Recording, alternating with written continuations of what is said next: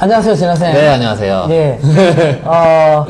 잘 아시다시피, 김진아 트레이너십니다. 굉장히 유능한 트레이너시고요. 개인적으로 굉장히 인정하는, 손꼽히는 트레이너들 중에 한 분이십니다. 제가 알기로는 이제 김진아 선생님, 원래 최면을 하시기 전에 일반 상담들을 하셨었죠. 네네. 네. 일반 상담을 하셨다가 이제 최면을 지금 완전히 하시잖아요. 지금 굉장히 또 발군의 기량을 보여주고 계신데, 본인의 어떤 상담의 방향이라든지 이런 것들이 좀 어떤 영향을 줬던 것 같아요. 이 최면이라는 걸 선택하면서.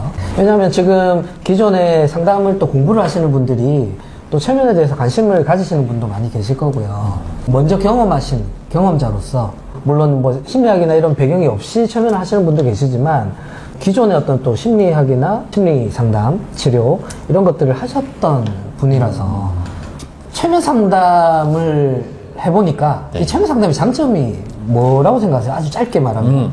저는 가장 큰 거는, 저희가 요즘 소위 말하는 가성비, 이 효율성의 측면에서 정말 크다고 생각합니다.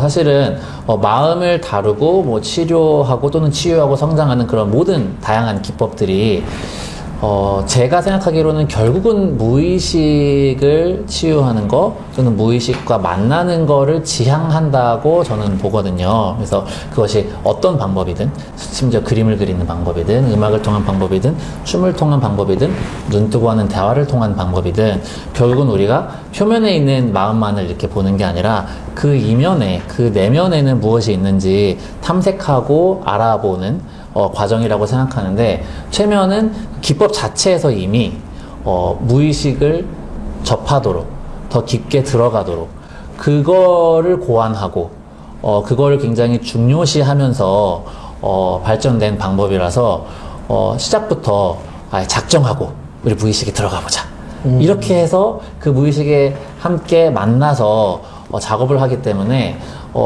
여러 다른 방법을 통해서 그 무의식에 이렇게 맛보는 것도 재미와 흥미가 있을 수 있지만, 특히 최면은 굉장히 그 시간 면에서 또는 가성비 면에서 효율적인 면에서 제가 이때까지 접했던 또는 알고 있는 그 어떤 것보다도 가장 탁월하고 효율적인 방법이 아닌가, 이렇게 느껴왔습니다.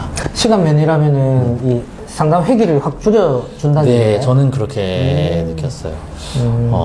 그럼 가성비라는 얘기는 어떤 그런 상담에 대한 비용, 그쵸. 이런 것들도 결과적으로는 되게 아낄 수 있다, 이제 이런 측면으로 예를 어떤 그냥 눈 뜨고 이렇게 얘기를 아니면 일반적인 어떤 대화를 통해서라면 상당히 뭐 라포를 형성하고 어떤 이렇게 마음을 열어서 그걸 꺼내놓기까지 훨씬 더 오랜 시간이 걸릴 수 있는 과정인데, 이걸 바로 와서 그걸 내담자가 직접 바로 만나게 되기 때문에 그 시간이 정말 글쎄요, 뭐 10배 가까이 단축이 되지 않나, 저는 그렇게 많이 느꼈습니다. 지금 어떻게 보면 이제 최면 상담사로서의 삶, 그리고 최면 교육자로서의, 또 트레이너로서의 삶을 살고 계신데, 이렇게 이제 후학들이라고 해야 되나요? 이제 앞으로 또 선생님처럼 최면을 좀 관심을 가지게 되는 기존의 어떤 상담학도도 있을 수 있고, 그죠? 그쵸. 그런 분들한테 한마디 해주신다면? 저는 이 어떤 그 두 가지 그 마음이 있어요. 그러니까 최면이라는 게 아주 보편적으로 더 대중화가 돼서 일반 사람들도 어떻게 보면 서로 할 수 있고, 자기 최면을 할 수 있고, 아니면 서로에게 해줄 수 있는 그런 그렇게까지 대중화될 수 있으면 좋겠다. 이게 단순히 신비하고 그런 게 아니라 누구나 할 수 있는 그런 너무나 좋은 하나의 방법으로 대중화될 수 있으면 좋겠다라는 마음과, 동시에 전문적으로 타인을 치유하기 위해서 노력하고 공부하는 상담사들이 이걸 알면 너무나 좋지 않을까, 그런 두 가지 마음이 있습니다.